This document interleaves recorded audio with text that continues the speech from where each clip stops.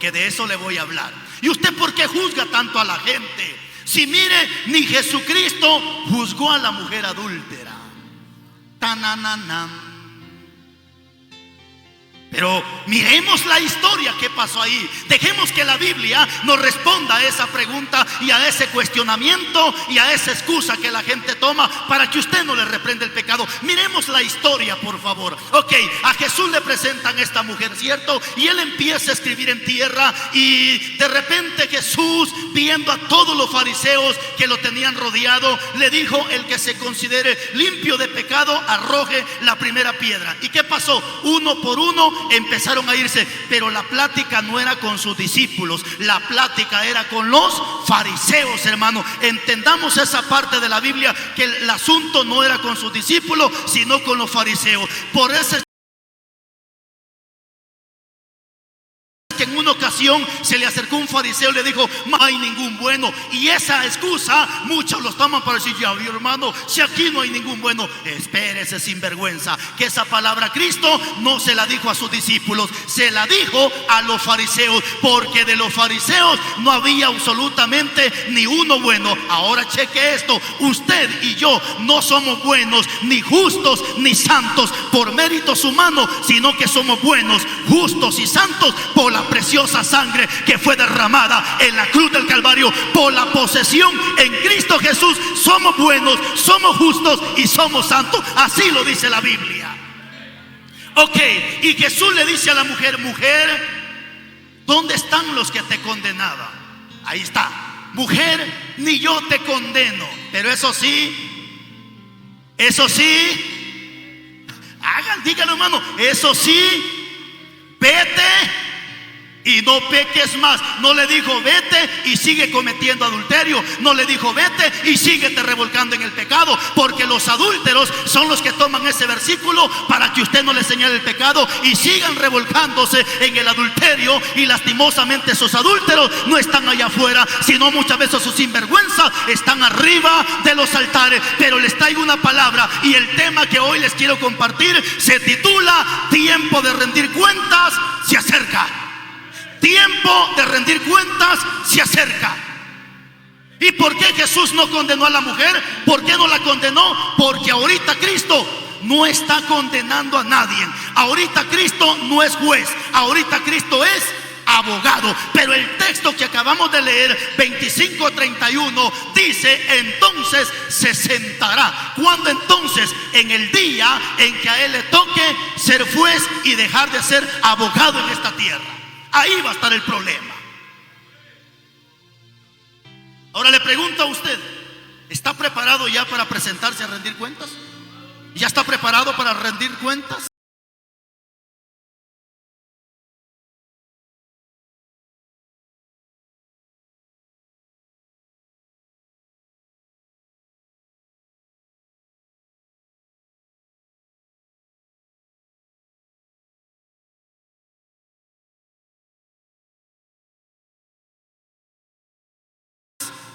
¿Ya está preparado?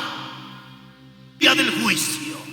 O sea que no se van a escapar ni los muertos. Por eso 22, 20, 11 y 12 de Apocalipsis dice que los muertos, grandes y pequeños, van a resucitar para que también le rindan cuentas al Rey de Reyes. Ahora, ¿cuál es el detalle aquí, iglesia amada? El detalle aquí es de que usted tiene que entender esta parte de la Biblia. Hay cosas dentro de la Biblia que para un medio cristiano, hablo para un medio cristiano, no para un verdadero cristiano, para un medio cristiano son opcionales. Por ejemplo, para un medio cristiano es opcional que se congrega. Es opcional que lea la Biblia. Si quiere que ore, si quiere que ayune, si quiere que lo haga. Pero eso es para un medio cristiano. Porque para un verdadero cristiano no es si quiere orar, no es si quiere ayunar. Porque si no lo hace, 4:17 de Santiago dice que todo aquel que sabe hacer lo bueno y no lo hace, está cometiendo pecado. Y la primera carta de Juan 3:8 dice que todo el que practica el pecado es hijo del diablo. Ay, ya empezó a decir que somos hijos del diablo. Yo no lo digo, la Biblia lo dice. Y si tiene alguna duda de lo que vamos a predicar, por favor no me vaya a estar comentando en la página, porque yo no reviso mensajes en la página. Si tiene sus pantalones bien puestos, después del mensaje espéreme y platicamos con la Biblia. Espéreme y platicamos con la Biblia, porque yo le voy a decir las verdades en su cara a usted. En su cara le voy a decir sus verdades, porque de mí depende que pase mañana. Y de lo que yo hoy predique, cuentas le voy a entregar a Dios. Y de lo que usted escuche, cuentas le va a entregar a Dios. Entonces, iglesia amada, dentro de la Biblia hay cosas que sí queremos, pero el entregarle cuentas a Cristo no es si usted quiere, no es si yo quiero. Esto es que grandes y pequeños tenemos que entregarle cuentas a Cristo de todo lo que se hizo en esta tierra. Ahora bien, ¿qué es lo que va a pasar el día que nosotros le entreguemos cuentas a Cristo Jesús? Hay cosas que no va a pasar en el día del juicio. Y una de las cosas que no va a pasar en el día del juicio, ¿sabe qué es? Es que en el día del juicio lo que menos va a haber allá arriba va a ser injusticia. ¿Qué le dije que no va a haber en el cielo? Injusticia. ¿Qué es lo que más se vive ante las autoridades, ante los gobernantes, ante los jueces, ante muchos pastores hoy en día? Injusticia. Pero ¿qué dice la Biblia? Acompáñenme por favor. Levítico capítulo 19 versículo 15. Porque lo que menos va a haber en el juicio, mis hermanos, es injusticia, sino que lo que se va a practicar allá arriba va a ser la justicia. 19:15 de Levítico.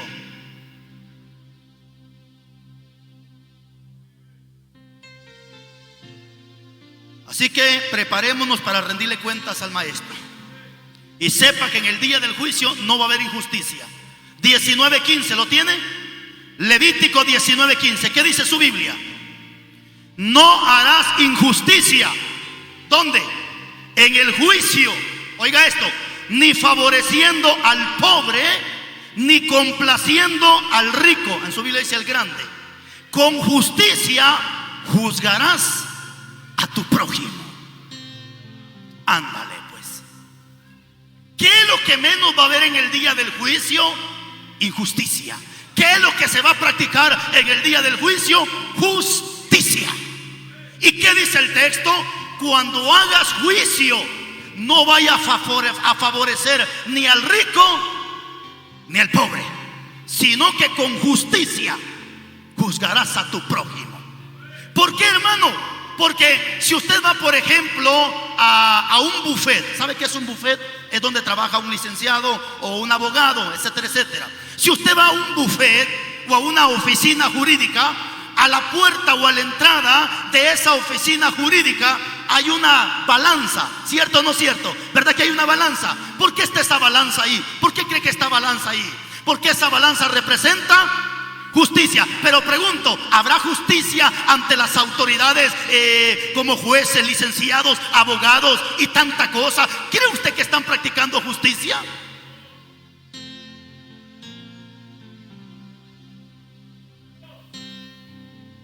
Por eso yo tengo muchos amigos que son abogados y siempre platicamos y le digo, mire, a usted no le conviene estar defendiendo delincuentes. Y si usted quiere estudiar para abogado, puede estudiar para abogado, pero para que por lo menos saque escrituras, para que case y arregle asuntos así fáciles. Pero para estar defendiendo delincuentes, no le recomiendo, mi estimado, porque hay versículos que lo van a pisotear a usted. ¿Cuál es el trabajo de un abogado? Es defender delincuentes, es defender gente sinvergüenza que aunque mate, robe, viole, una buena plata y mañana el que mató sale libre. ¿Por qué? Porque lo que se vive en esta tierra es injusticia, pero lo que menos se va a vivir en el día del juicio es injusticia, y lo que va a haber es justicia.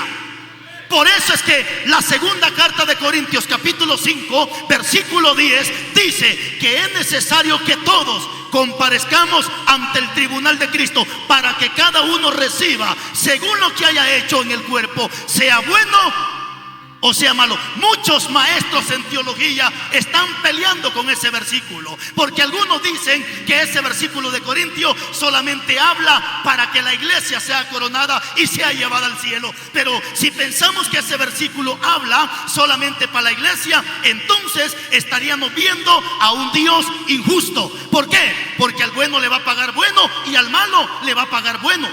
Estamos mal, hermano. Es que el texto dice que al bueno se le va a pagar bueno y al malo se le va a pagar malo. Juan 5, 28, 29. También dice la Biblia que los que ya murieron ahorita y están sepultados en el día de la resurrección, los que hicieron lo bueno saldrán para resurrección de vida eterna, mientras los que hicieron lo malo a resurrección de condenación. ¿Cómo se le llama eso? Justo juicio. Porque sería Dios injusto que al malo le pague bueno y al bueno también le pague malo. Entonces, ¿dónde estaría la justicia?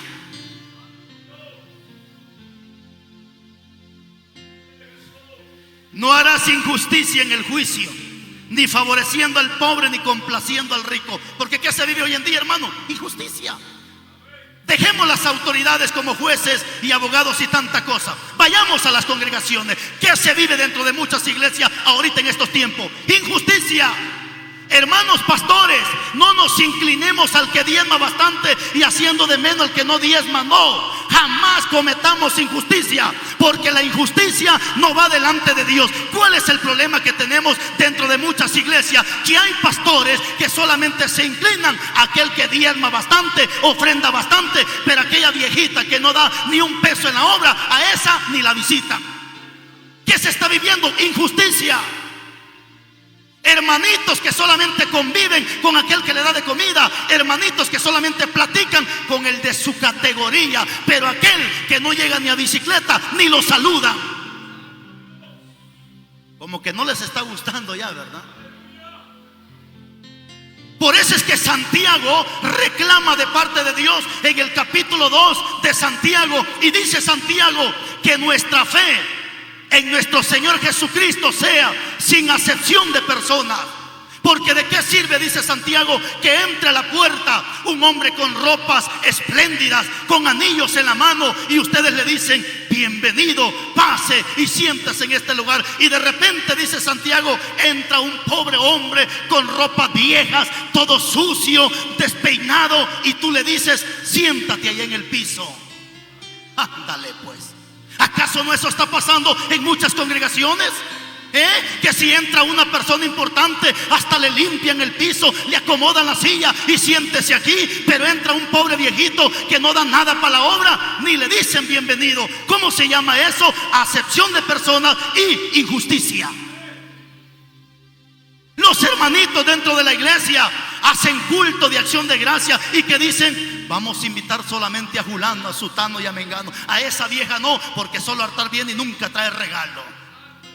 ¿Y qué dijo Cristo al respecto de esto? ¿Y qué dijo Cristo? ¿Qué dijo Cristo al respecto? Jesucristo dice: cuando hagas fiesta, no invites a los ricos, porque ellos te van a recompensar, dijo Cristo. Más bien, cuando hagas comida, invita a los cojos, a los mancos, a los ciegos, a los menesterosos, porque ellos no te van a poder pagar. Pero cuando Cristo venga, tendrás recompensa en esta tierra y en la vida venidera.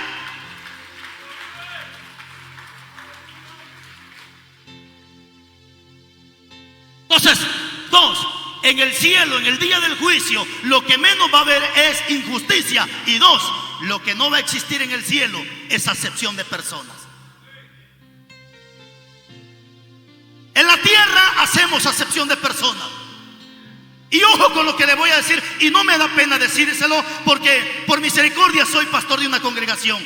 También soy director de un grupo de alabanza. No me preocupa lo que le voy a decir. ¿Sabe por qué? Porque en las congregaciones se está haciendo mucho acepción de personas. Tanto así que a veces tenemos gente en el altar que no es merecedora de estar arriba de los altares. Pero si la tenemos en el altar, porque son buenas ofrendadoras y buenas diezmadoras. ¿Quién es el director del grupo de alabanza? Usted. Siervo amado, viene el día en que usted y yo, como directores, le vamos a rendir cuentas a Dios. Si dentro del grupo de alabanza cargamos un infiltrado, o sea, un camaleón que no es cristiano, y lo tenemos metido y arriba del altar, de eso usted y yo le vamos a entregar cuentas a Dios. Téngalo por seguro que le vamos a entregar cuentas a Dios. Pastores, si tenemos gente en los altares que no son merecedoras de estar en el altar, pastor. La Biblia dice en Romanos capítulo 13 versículo 7 y Romanos capítulo 13 versículo 17 que el pastor le va a rendir cuentas a Dios. Así que mucho cuidado con esto, porque ahorita hay gente en los altares que no debería de estar. No importa si es pastor, no importa si es el presidente, no importa si es el alcalde, pero si está chueco no puede estar en el altar, porque esto no es salón de baile, esto es casa de Dios, y la casa de Dios se respeta. Ahora, número uno, lo que no va a haber en el día del juicio es injusticia. Número dos, acepción de personas. Tanto así que en Gálatas capítulo 3 versículo 27-28 dice la Biblia que Cristo hizo un solo pueblo y que ya no hay diferencia entre el hombre, ni entre la mujer, ni entre los niños, ni los adultos, sino que hombres y mujeres, grandes y pequeños, todos somos el mismo pueblo de Cristo Jesús. O sea, para Dios no hay acepción de persona, que porque este es hombre o porque es mujer. Para Cristo todos valemos su misma sangre. Tanto así que en el capítulo 2 versículo 16 del libro de los Hechos dice la Biblia que en los últimos tiempos Dios derramará de su espíritu sobre toda carne, sobre hombres, sobre mujeres, sobre ancianos y sobre jóvenes y sobre niños, pero gente que esté consagrada para Dios. Entonces, para Dios lo que no existe es la acepción de personas. Pero viene algo más y más fuerte. En el día del juicio lo que menos va a haber es injusticia. 2, no habrá acepción de persona. 3, en el día del juicio no va a existir el soborno, mis hermanos. ¿Escuchó lo que le dije? En el día del juicio no va a existir el soborno. Lea conmigo Deuteronomio, por favor, 16-19.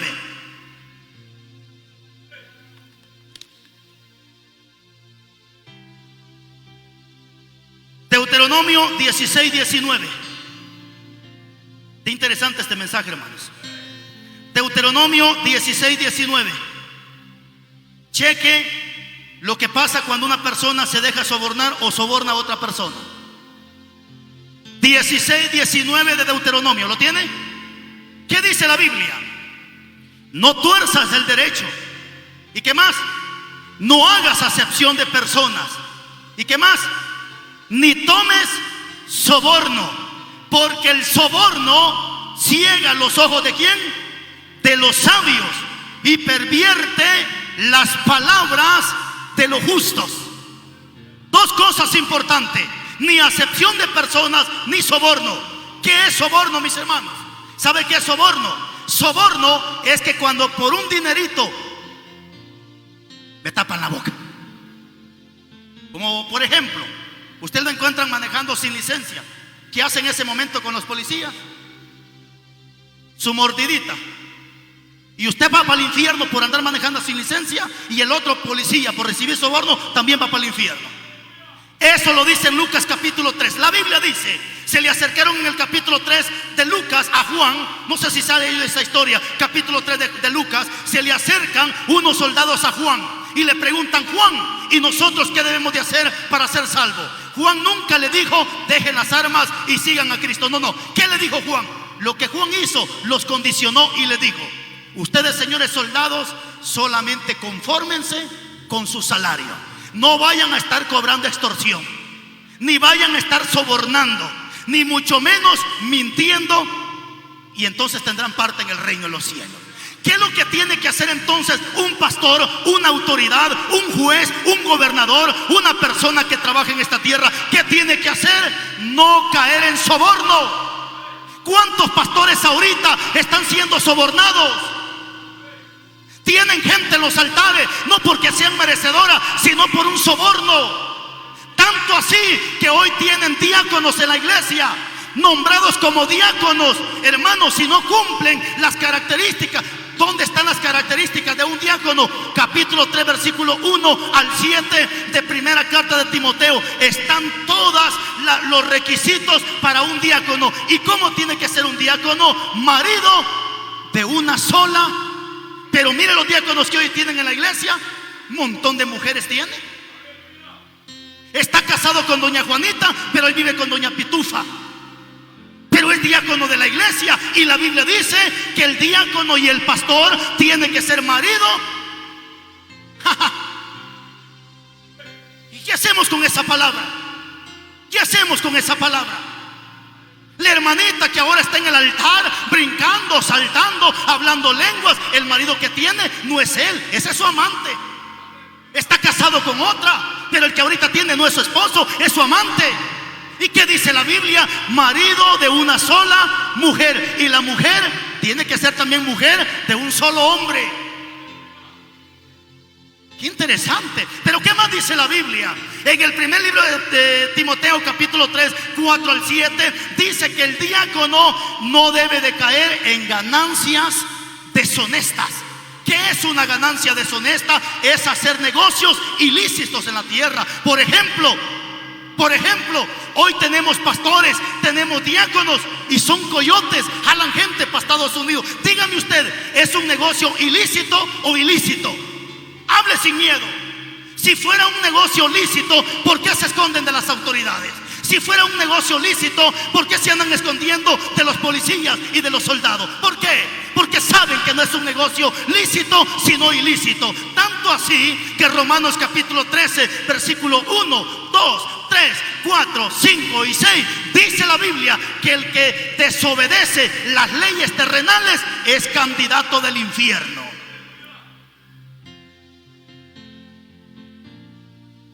Y como dijo el cura, palabra de Dios, hermanos. ¿Y qué podemos hacer con esa palabra? Tenemos diáconos dentro de la iglesia que son prestamistas. La Biblia condena el ser un prestamista. Tanto así que en el capítulo 18, versículo 6 de Ezequiel, dice que quien presta dinero y cobra interés es injusto delante de Dios y es inmundo delante de Dios. Y 1 Corintios 6:9 dice que ningún injusto entrará en el reino de los cielos. Mire qué tremenda esa palabra. Pero no solo eso, en el capítulo 15 de Salmo y capítulo 23 de Salmo, David le pregunta a Dios y le dice: Señor, ¿quién estará en tu santo monte? Dios le responde: el limpio de manos y puro de corazón, y aquel que nunca haya prestado dinero para cobrar interés en esta tierra, ese gozará en la patria celestial. No se preocupe, si no quiere dar gloria a Dios, ese es su problema. Mi trabajo es darle esta palabra. Y si había pensado regalarme una ofrenda, y échele su bolsa, no se preocupe, yo me voy contento para mi casa. Pero necesito decirle esta verdad, porque hay gente que me ha dicho: a ver si el Rivas tiene valor de gritar esas verdades cuando está aquí. Se las estoy gritando en sus caras.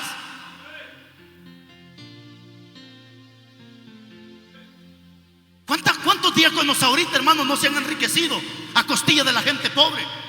Mire, hermano, le voy a hacer un préstamo, pero el 10% le voy a cobrar. Al poco tiempo la pobre señora no puede pagar. ¿Qué pasó? Le quitaron su casa. ¿Acaso eso es justicia? Pero no se preocupe, usted que presta dinero y cobra interés, si no se arrepiente va para el infierno. Pero ahora voy con aquellos que prestan y no pagan. Porque también hay gente sinvergüenza que cuando viene: hermano, présteme 100. Hasta lloran los infelices, hermano. Présteme 100, que se lo juro por Dios y el Padre, no sé qué tanta cosa. El domingo se lo pago, hermano. Desgraciados se vuelven nuestros enemigos por no pagar lo que deben, hermano. ¿Y qué dice la Biblia al respecto de eso? 1 Corintios capítulo 6, versículo 9 y 10. Ningún ladrón entra en el reino de los cielos. ¿Qué más dice la Biblia? Romanos capítulo 13, versículo 7. Dice la Biblia: no le debáis nada a nadie, sino solamente el amaros los unos a los otros. Llévame, dice la hermana, llévame. Y la otra que está a su lado dice: no, Señor, no te la lleves porque no me ha pagado lo que me debe, Señor.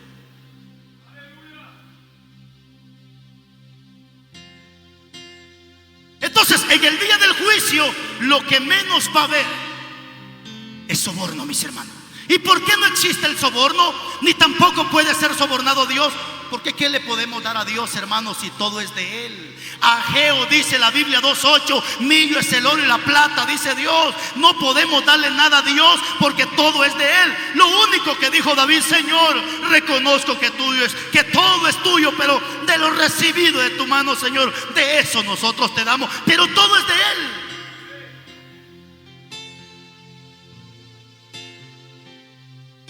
Aleluya. Ya, pastor, ya vamos llegando, no se preocupe, un par de minutitos más. Si me hubiera dicho 15 minutos, yo hubiera terminado. Lo que menos va a haber en el día del juicio va a ser soborno. Termino con esto. Lo que tampoco va a existir en el día del juicio es tolerancia al pecado, hermano. Aquí nos toleramos el pecado. Aquí a veces hasta se tapan el pecado con la misma chamarra. Aquí se vuelven tapadera los hermanos. La mujer le tapa el pecado al marido, el marido le tapa el pecado a la mujer, diáconos tapándose el pecado entre ellos mismos, hermanitos tapándose el pecado entre ellos mismos, músicos tapándose el pecado, pastores tapándose el pecado. Pero ¿acaso no dice capítulo 15 versículo 3 de Proverbios que los ojos de Dios están en todo lugar, mirando a los buenos y mirando a los malos? Y hay gente que tiene pecado escondido. No se preocupe. Eclesiastés capítulo 12 dice la Biblia que hay pecados que son descubiertos aquí en la tierra, pero hay pecados que van a ser descubiertos hasta el día del juicio. Qué interesante. En el capítulo 22 de Mateo hay una historia donde un muchacho estaba supuestamente en el cielo. Y cuando llega allá en el cielo, Jesús le pregunta y le dice: muchacho, ¿y cómo entraste aquí sin estar vestido de boda? Y dice que él enmudeció. Y le dijeron a este muchacho, le dijeron: agarren a este muchacho y aviéntenlo para afuera, afuera de las tinieblas. Ahí va a ser el lloro y el crujir de dientes. Porque en el cielo no va a entrar la gente por cantar, al cielo no se va a entrar por predicar, al cielo no se entra por cuello, al cielo no se entra por el nombre o el apellido o el grado o el título que tengamos. Porque ¿de qué sirve tanto título? ¿De qué sirve tanto conocimiento si no hay aplicativa de lo que sabemos? ¿De qué sirve que sepamos la Biblia de pasta a pasta si no vivimos nada de lo que sabemos? A Dios no le impacta lo que tú y yo sabemos. A Dios lo que le impacta es que lo poco o lo mucho que sabemos lo pongamos en práctica, porque Dios quiere hacedores y no solamente oidores de la palabra. Pero no quisiera cerrar este mensaje sin antes decirle algo. No quisiera cerrar este mensaje sin antes decirle estas palabras. Hay personas ahorita que me han escrito y me han dicho: pastor, ¿quién es usted para que me juzgue? Si el único que tiene derecho de juzgarme es Dios. Pues le tengo una noticia: sígase revolcando en el pecado y ya viene el día en que Dios la va a juzgar. Pero ojo con esto: no puede Dios juzgarte allá arriba sin antes hablarte aquí abajo con esta palabra. Porque Juan capítulo 12 versículo 37 dice la Biblia: yo, dice Cristo, no vine a condenar al mundo, vine para que el mundo fuera salvo. Pero las palabras que yo les he hablado, ellas los juzgarán en el día final. Mateo 12:37 también dice: por tus palabras seréis justificado y por tus palabras vas a ser condenado. Si fuiste un borracho, 1 Corintios te va a juzgar mañana. Si la mujer que ahora tiene nuestra esposa es tu amante, 1 Corintios te juzga mañana. Si te gustó robar, te gustó mentir, Apocalipsis 21:8 te manda mañana al infierno. Pero no va a ser Cristo, la palabra que se te predicó, la que se te va a juzgar mañana. Y termino con esto. Hermano pastor, se lo digo con todo mi corazón. No sé cómo vayan a tomar esto que se los voy a decir, pero se los tengo que decir. Se los tengo que decir. Porque si algo me he identificado, a no hablar cosas a escondidas, sino decirlos como son. El día de hoy se está consagrando este lugar. Y se está consagrando como casa de Dios. ¿Cierto o no cierto? ¿Cierto o no cierto? Hay un versículo en el capítulo 3, versículo 16 de Malaquías, que lo que hoy se está haciendo va a quedar inscrito en el libro de las memorias. O sea que todo esto está siendo escrito en el libro de las memorias de lo que se está haciendo. ¿Sabe? Algo sí se lo voy a decir con todo mi corazón.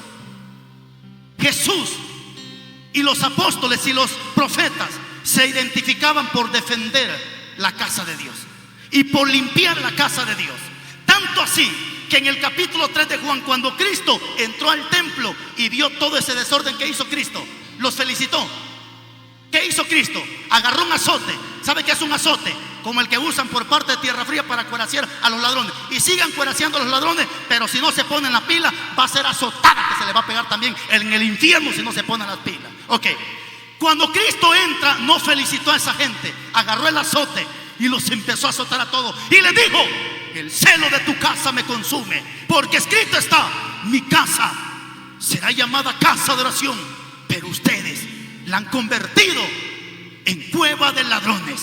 Nehemías capítulo 13 versículo 20. Cuando Nehemías entra al templo y vio el desorden, dice que los agarró del pelo y los sacó a todos, porque también habían corrompido la casa de Dios. Todo está excelente lo que se está haciendo el día de hoy. Si quieren hacerlo, háganlo, y si quieren, no lo hagan. Pero se lo voy a decir: esa imagen que pusieron ahí en medio del supuesto Cristo, no sé quién fue la idea de esa imagen, pero yo quisiera, es más, le voy a regalar la camioneta que tengo afuera si me dan un pasaje de la Biblia donde argumente que Jesucristo es peludo. Déjeme, se lo voy a explicar. En la ley existía una orden que se llamaba nazareno. ¿Quién era un nazareno? Sansón, por ejemplo, era nazareno. A una persona que no se le podía cortar el cabello porque era un pacto que tenía con Dios. Pero el nazareo se terminó hasta Ezequiel, porque Ezequiel fue el último nazareo. Si usted lee el capítulo 44 versículo 19 de Ezequiel, Dios le dice a Ezequiel, más léalo, hermano, léalo. Esto está interesante. Ezequiel capítulo 44.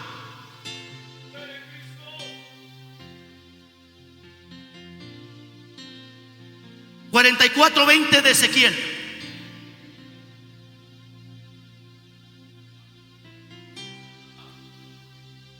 Y si se los digo, porque yo mañana le voy a entregar cuentas a Dios. Y si ustedes quieren hacerlo, síganlo haciendo, pero también le van a entregar cuentas a Dios. Ezequiel 44:20, ¿lo tiene?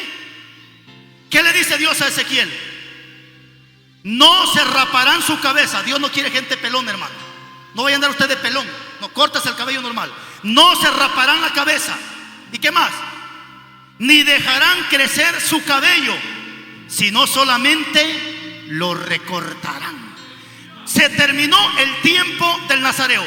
Muchos dicen que Jesús fue nazareo. No, mis hermanos, Jesús no fue nazareo. Jesús fue nazareno. ¿Cuál es la diferencia de un nazareo y un nazareno? Nazareo, alguien que no se le cortaba el cabello. Pero hasta Ezequiel se termina el tiempo del nazareo. Jesús no fue nazareo, sino nazareno. ¿Por qué nazareno? Porque nació en Nazaret. Pero una cosa es que sea de Nazaret y otra cosa es que sea nazareno. Primera de Corintios capítulo 11 versículo 14. Pablo también prohíbe que un hombre se deje crecer el cabello, porque Pablo dice en 1 de Corintios 6:9 que solo los afeminados ahora andan con el cabello largo. Les aseguro que si un católico entra, lo primero que hace es se persina, porque para el católico ese es el Cristo de ellos, pero para nosotros dice la Biblia, Juan 1:18, que a Cristo nadie lo ha visto, así que nadie puede decir que esta es la imagen de Cristo. 27 de Deuteronomio: maldito el que hace una imagen. ¿Escuchó lo que le dije? Deuteronomio 27:15: maldito el que fabrica imágenes de culto. Dios no prohíbe todas las imágenes. ¿Cuáles son las imágenes que Dios prohíbe? Las imágenes de culto, a las imágenes que se le rinde culto. Se lo digo con todo mi corazón. ¿Sabe por qué? Porque es casa de Dios. Si fuera un salón, que hagan lo que hagan. Si usted revisa en Éxodo, en el primer templo que se hizo, ¿cuál fue el primer templo? El que se hizo en el monte Sinaí. ¿Por mano de quién? Por Moisés. Dentro del templo habían unos leones, habían también unos querubines. Pero es que esas no son imágenes de culto. Las imágenes que Dios prohíbe, según Deuteronomio 27 y Éxodo capítulo 20, las imágenes a las cuales se le rinde culto. Se los he dicho con todo mi corazón. Después del culto me paso a retirar con todo mi corazón. Si quiere enojarse conmigo, hágalo. Pero como Pablo dijo, me he hecho sus enemigos solo por decirle la verdad. Y un predicador no busca quedar bien con la gente, sino a quien busca agradar es a Cristo Jesús. Pero si ustedes son siervos de Dios, se van a quedar contentos con la palabra y regocijados con la palabra y diciendo qué bueno por la palabra. La semana pasada Alguien me llamó, un diácono de la iglesia, y me dijo: pastor, siéntese, quiero platicar con usted. Y yo le dije: dígame, hermano, usted está haciendo esto y esto y esto, usted lo está haciendo malo. Esto no está bueno lo que usted está haciendo. Y en mi corazón yo reconocí y dije: es cierto, gracias, hermano. No eran cosas así, no, hermano. Eran cosas que a veces, si uno no le pone cuidado, pueda que crezcan y pasen cosas más horribles. Pero entendí que la Biblia dice que ningún regaño al presente, dice Hebreos, parece ser causa de gozo, sino de tristeza. Eso significa que ahorita muchos quedarán tristes. Pero ¿qué dice el texto? Pero después viene el gozo apacible de paz a los que se dejan aconsejar. Porque Deuteronomio 8:5 dice la Biblia que Dios al hijo al que ama lo corrige. Proverbios 3:11, Dios al hijo al que ama lo castiga. Hebreos 12:5, Dios al hijo al que ama lo azota. Apocalipsis 3:19, Dios al hijo al que ama también lo castiga. Póngase de pies, hermano lindo, y démosle gracias a Dios por todo lo que se hizo. Padre, muchas gracias. Dios de Abraham, de Isaac y de Jacob, gracias por tu palabra. Grandes y maravillosas son tus obras, oh Dios todopoderoso. Justos y verdaderos son tus caminos, Rey de los santos. ¿Quién no te temerá, oh Jehová, y glorificará tu nombre? Porque justos y verdaderos son tus caminos. Dijo tu siervo también: gracias te damos, oh Dios, gracias te damos. Pues cercano está tu nombre y los hombres cuentan tus maravillas.